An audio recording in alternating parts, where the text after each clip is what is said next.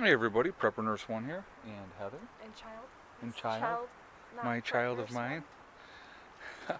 So, didn't do a video yesterday. I actually was dealing with a fun migraine, so that really kind of put a damper on stuff. And today is, let me just look here a second, November 30th, Wednesday, the last day of November. 2016. Yep, we're 1 month to go.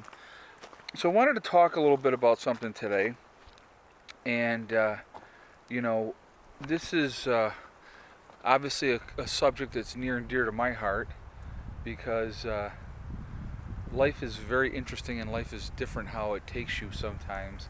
I want to talk about like being parents, okay? Which I suggested after having a Which, nice talk with my teacher. yeah, Heather had a talk with her teacher and she was telling me about it. And there's a lot of kids today out there that broken homes, a ton of broken homes nowadays, where mom and dad are not in the picture, and probably it's more the majority nowadays are broken homes.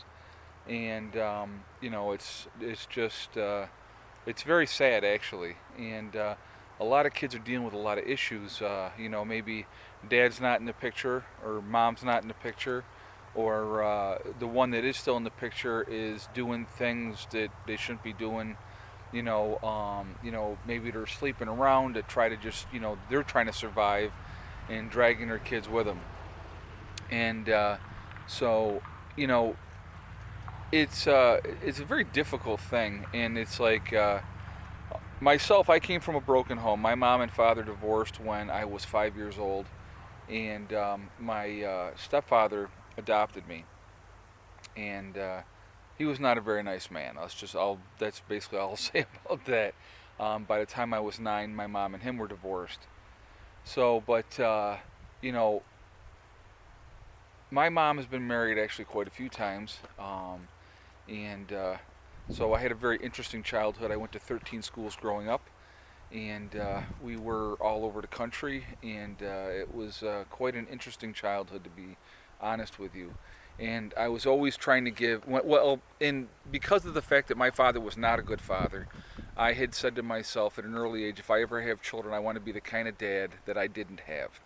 And it's one of the things that, you know, I talk to my kids about when their mother blows them off, okay? And I'm going to relate a story here, and I'm not going to relate exactly what my kids said, but anyway, Amy was supposed to come out and get the kids. This was last weekend, or the weekend before. It was recent, and oh yeah, I'm going to come get you Friday. So then Friday comes, she says, oh, I'm going to come and get you guys Saturday, and they were like, okay, cool.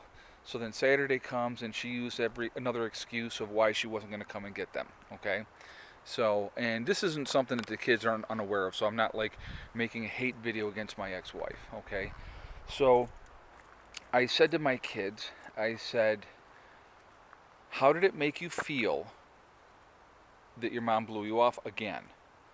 And my daughter said to me, we were in the car together, and she says, well, it pisses me off. And I said, well, what about you, Eddie? How does it make you feel?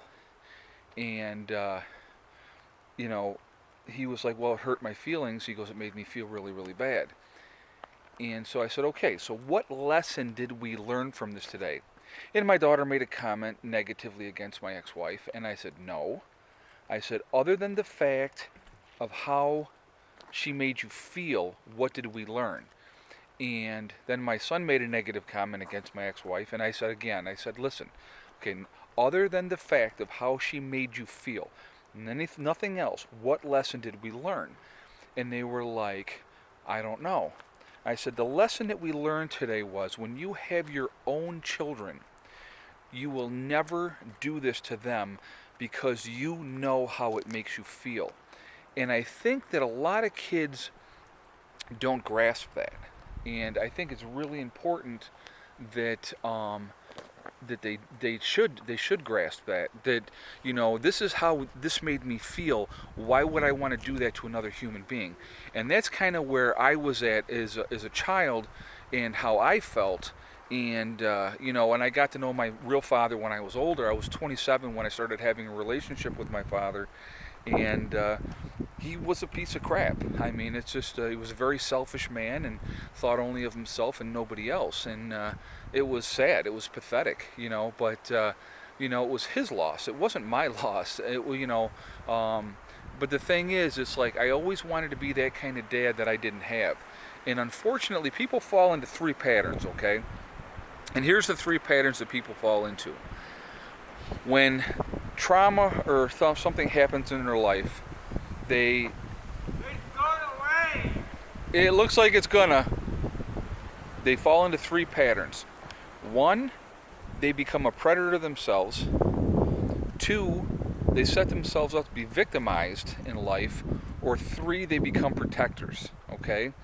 And myself, I turned into a protector. I've always protected weaker, smaller people. If somebody was, being bullied or picked on, I was the one that stood up and said, "Hey, no," because I couldn't stand that because of the way it made me feel as a child when especially my one stepfather bullied me and beat me and different things. So it's like I knew how that felt and I didn't want anybody else to feel that way. So I would always intervene and I'd fight the bully because it's like, he needed to be taught a lesson anyway. And I used to call it an attitude readjustment. If they needed to have an attitude readjustment, I was more than happy to give them one. Because one thing I learned by going to 13 schools growing up, I learned how to fight. And I was actually really good at it. Now, I haven't been in a fight in a very long time now, obviously, but, it's, you have to make choices in life. And the choices in life are you going to put your own children through the same things that you went through? It's just like, okay, here's another example. If you were raised with alcoholic parents and they were drunk all the time and you know how that made you feel, why would you grow up and become a drunk yourself and do that same thing to your own children? I don't understand that mindset, especially when you know how you felt in a situation. Why would you ever put anybody else in that same situation knowing how it made you feel as a child? So I think that's one of the hard things that we have to look at ourselves as adults. What choices are we making? How is it affecting our children? And what can we do to change that? And I'm not perfect, guys. I don't even, and I'm not trying to pat myself on the back. I just decided for me, I wasn't going to put my children through what I went through, and unfortunately, things did not work out with their mother for a multitude of reasons. Her addiction as being the biggest part of it, and it's sad. And it's, and I tell them, I say it all the time. I said, I wish your mom was a better mom. I do. I really, truly do wish she was a better mom. Now, would that mean that she would want them more if she was a better mom? Yeah, it would. And it would take away time from my time with them. And I would have them all the time, 24/7, which is pretty much how it is now. But the thing is, they need their mom, and that's the reality. All kids need mom and they need dad. And, or a positive male role figure in their life, or a positive female figure in their life, somebody that they can look up to and emulate.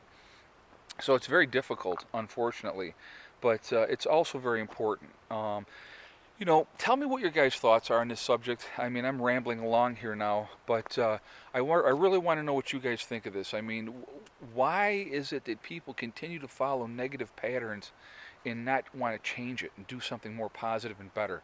I don't understand that. It really, really, truly doesn't. It blows my mind. But anyway, I hope everybody is having a good week. We're already Wednesday here, hump day. And so I hope everybody's doing well. And please comment, like, share. Tell me what you think of the video. It's something that, like I said, Heather was talking about it with me. And I know that it hurts her more than it hurts Eddie, because he doesn't always get it as much as she does, but it really bothers her with her mom, and it breaks my freaking heart. It really truly does, because I don't like to see her hurt, and it's a hurt I can't do anything about. So it's unfortunate, but let me know what you guys think, and remember, guys, hug and kiss the ones you love, because tomorrow's not guaranteed. It really isn't.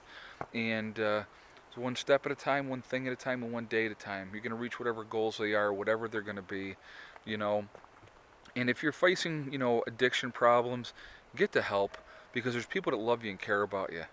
There really are. You're not alone. Nobody's alone. Nobody has to be alone, you know. And if here's the biggest thing, you know, people say, "Oh, you need to go to rehab." Well, you know what? Until you want to change, until you want to do something about it, nothing is ever going to change. So take a good hard look at yourself if you're having those kind of issues, and make decisions that are more positive for you in your life. You end up being a happier person. You really are. So anyway, guys, listen. I will talk to you later. Have a good day. Prepper Nurse 1 out for now.